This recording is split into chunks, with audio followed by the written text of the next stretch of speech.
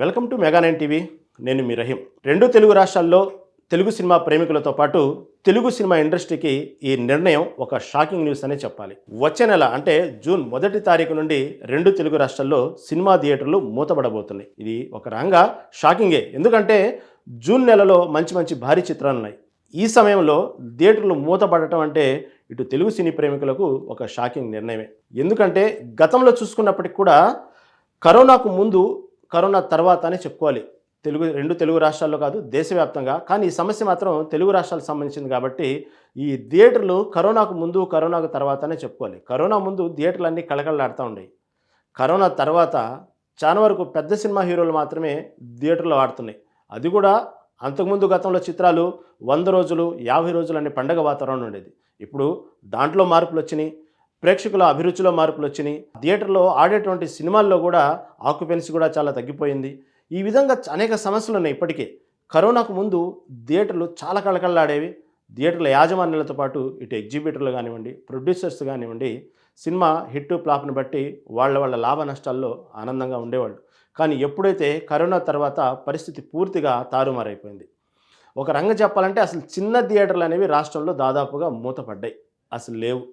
చిన్న థియేటర్లు ఎక్కడైతే ఉన్నాయో మండలాల వారీగా, గ్రామ పంచాయతీల వారీగా చూసుకుంటే కొన్ని థియేటర్లు పూర్తిగా మూతపడిపోయి ఆ థియేటర్లని ఏ ఫంక్షన్ హాల్ రూపంలోనో, ఏ ఇండస్ట్రీ రూపంలో మార్చుకుని ఇప్పటికే చాలా థియేటర్లు మూతపడిపోయి ఆ విధంగా దివాళా కోరుతనం తీసినాయి థియేటర్లు. ఎక్కడైనా మల్టీప్లెక్స్లు ఆడుతున్నాయంటే ఆ మల్టీప్లెక్స్లు కూడా ఇప్పుడు రకరకాల సమస్యలు మొదలైనవి.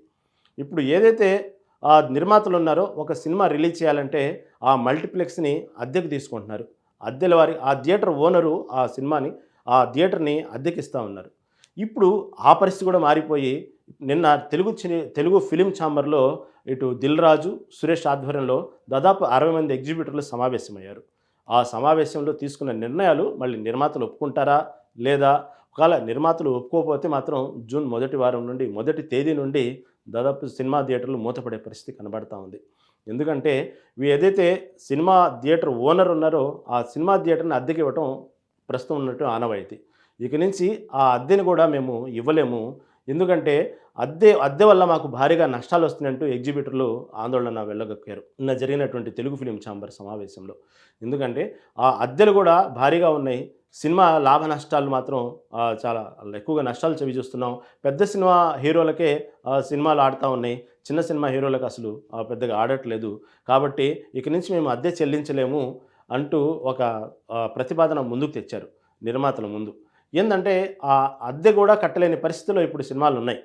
ఆ అద్దె కట్టకుండా ఏదైతే సినిమాకి సంబంధించిన టికెట్లు ఉన్నాయో దాంట్లో 10% ఆర్ 20% ఇవి అడుగుతున్నారు ఎవరైతే ఎగ్జిబిటర్స్ ఉన్నారో.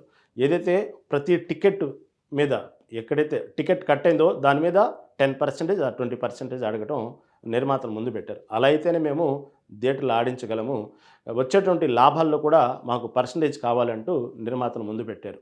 ఇక్కడ సమస్య ఏంటంటే నిర్మాతలు దీనికి ఏకీభవిస్తారా?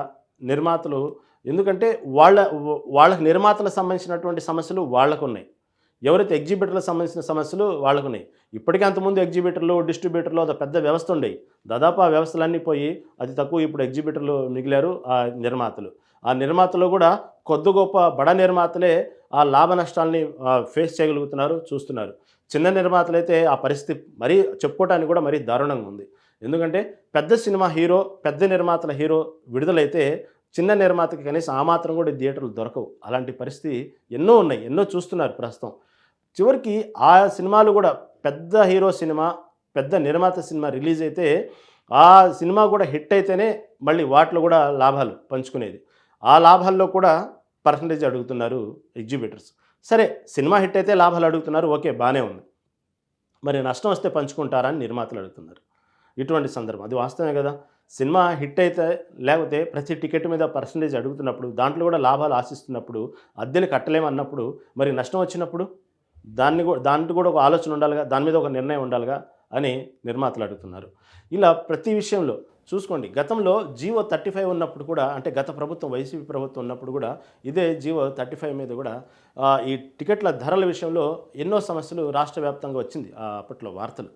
అప్పట్లో సినిమా ఇండస్ట్రీ కదిలి అప్పటి ముఖ్యమంత్రి జగన్మోహన్ రెడ్డి దగ్గరికి వెళ్ళి ఈ టికెట్ల ధరల విషయంలో ఒక పెద్ద చర్చ జరిగింది. ఆ చర్చ సమయంలో హీరోల్ని గౌరవించే విషయంలో కూడా జగన్ కొంత అపవాదం మూట కట్టుకున్నారు. ఆ ప్రభావం ఎన్నికల సమయంలో కనబడింది కూడా. ఎందుకంటే ఆ టికెట్ల ధర విషయంలో ఇండస్ట్రీ మొత్తం కదిలి వెళ్ళి జగన్తో మాట్లాడుకుంటే, ఎందుకంటే అప్పట్లో మల్టీప్లెక్స్ థియేటర్లకి ఫేవర్గా ఉంది ఆ నిర్ణయం, ప్రభుత్వం తీసుకున్న నిర్ణయం అనేది వాళ్ళ భావన. ఆ సంబంధించిన గొడవ కొన్నాళ్ళు నడిచింది, దాని తతంగం అంతా నడిచింది. ఎక్కడ కూడా జగన్మోహన్ రెడ్డి వెనక్కి తగ్గలేదు. కొన్ని సినిమాలకి కొన్ని హీరోల మీద అప్పట్లో ఉన్నటువంటి రాజకీయ కారణాల మీద ఏదైతే బెనిఫిట్ షోలు రద్దు చేయటం, బెనిఫిట్ షోలు లేకుండా చేయటం అనేది జరిగింది. మళ్ళీ అందరి హీరోలకు అది వర్తించలేదు, కొందరి హీరోలకే వర్తించింది. ముఖ్యంగా పవన్ కళ్యాణ్ సినిమాలకే ఈ వర్తించిందనమాట. బెనిఫిట్ షోలు ఏదైతే ఉన్నాయో ఆ రద్దు అనే విషయం పవన్ కళ్యాణ్ సినిమాకి వర్తించేటప్పటికి అప్పట్లో పెద్ద దుమారమే రేగింది. ఆ తర్వాత కొందరి హీరోలకి అప్లై కాలేదు ఆ విషయం. కాబట్టి అది రాజకీయ కారణాలతోనే ప్రతీకారం తీర్చుకున్నారంటూ కూడా అప్పట్లో వార్తలు వచ్చినాయి. ఆ జియో 35 మీద కొన్నాళ్ళు స్టోరీ నడిచింది. ఆ తర్వాత సినిమా ఇండస్ట్రీకే ఒక రకంగా జగన్మోహన్ రెడ్డి శత్రువుగా మారటం, అది ఎన్నికల్లో కొంత ప్రభావం కూడా చూపించింది అనుకోండి. ఆ తర్వాత వచ్చిన కూటమి ప్రభుత్వంలో సినిమా ఇండస్ట్రీ కొంతవరకు వాళ్ళకు ఉన్నటువంటి సమస్యల్లో బయటపడతాం అనుకోవటం. ఎందుకంటే ప్రధానంగా ఇక్కడ Pawan Kalyan, AP deputy CM Pawan Kalyan ఒక పక్క ఇండస్ట్రీకి సంబంధించిన వ్యక్తి కావటం, అదేవిధంగా ఏపీకి సంబంధించిన రాజకీయాల్లో డిప్యూటీ సీఎం కావటం వల్ల దాదాపు సమస్యలు పరిష్కారం అవుతాయనేటువంటి ఆనందంలో అందరూ ఉన్నారు, ఆ కాన్ఫిడెంట్లో ఉన్నారు. మొదటి నుంచి కూడా ఏపీ సీఎం చంద్రబాబు కూడా సినిమా ఇండస్ట్రీ పట్ల కొంత సానుకూల వాతావరణంతోనే ఉంటారు.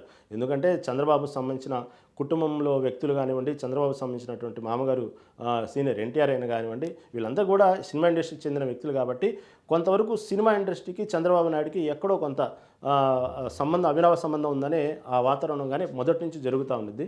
ఎక్కడో కొంత జగన్మోహన్ రెడ్డి ప్రభుత్వంలో ఎక్కడో కొంత సింక్ కాలేదు. సరే, ఆ మ్యాటర్ పక్కన పెడదాం. ఆ జియో 35 విషయంలో జరగాల్సిన నష్టం జరిగిపోయింది. తర్వాత కూటమి ప్రభుత్వం వచ్చిన తర్వాత డిప్యూటీ సీఎం ఇండస్ట్రీకి సంబంధించిన వ్యక్తి కావటం వల్ల కొంతవరకు సమస్యలు నెరవేరుతాయని ఉన్నారు. చాలా వరకు సమస్యలు కూడా ఆయన దృష్టికి కూడా తీసుకెళ్లారు. తర్వాత దిల్ రాజు ఎవరైతే ఉన్నారో ఆయన కూడా తెలంగాణ ఫిలిం ఛాంబర్ సంబంధించి అధ్యక్షుని చేయటం వల్ల కూడా కొన్ని సమస్యలు తీరుతాయని అందరూ అనుకున్నారు. ఆ దిశగానే అడుగులు కూడా పడతా ఉన్నాయి.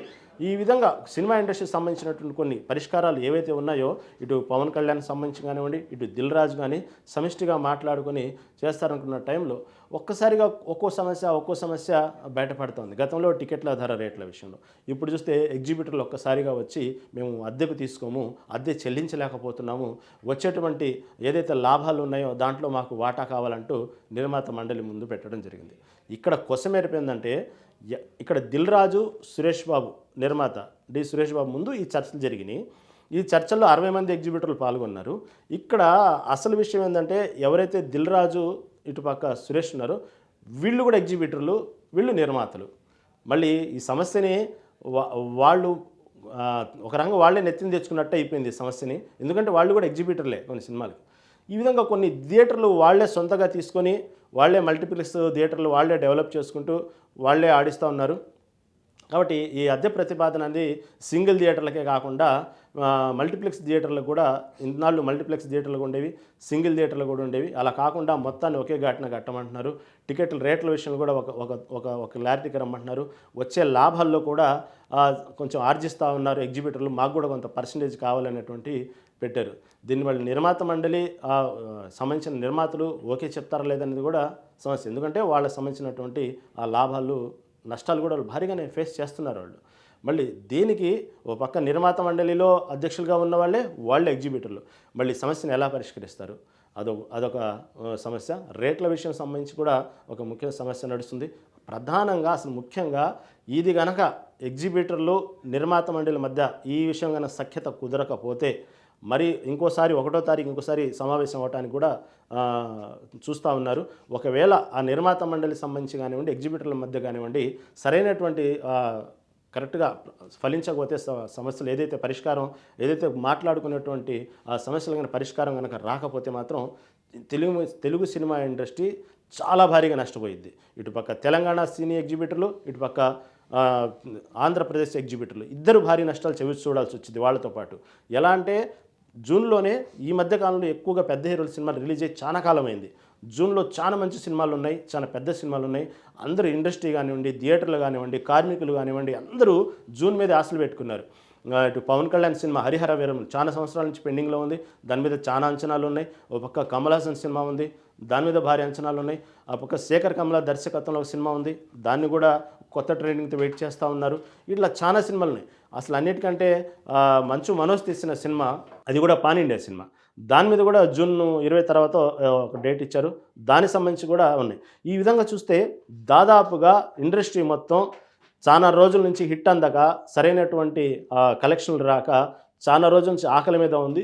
జూన్‌లో మాత్రం ఇలాంటి పెద్ద పెద్ద చిత్రాలు విడుదలవ్వటానికి సిద్ధంగా ఉన్న సమయంలో, అందరూ వెయిట్ చేస్తున్న సమయంలో, ఇటు థియేటర్ ఓనర్స్ గానివ్వండి, ఎగ్జిబిటర్స్ గానివ్వండి, కార్మికులు గాని, అందరికీ ఒక పండగ వాతావరణం జూన్ నెల అనుకున్న సమయంలో ఈ నిర్ణయం ఒక రకంగా షాకింగ్ అనే చెప్పాలి. ఓ పక్క జూన్ 1వ తేదీ నుండి థియేటర్లు బంద్ అయితే మాత్రం చాలా ఘోరంగా లాస్ చూడాల్సొచ్చిద్ది.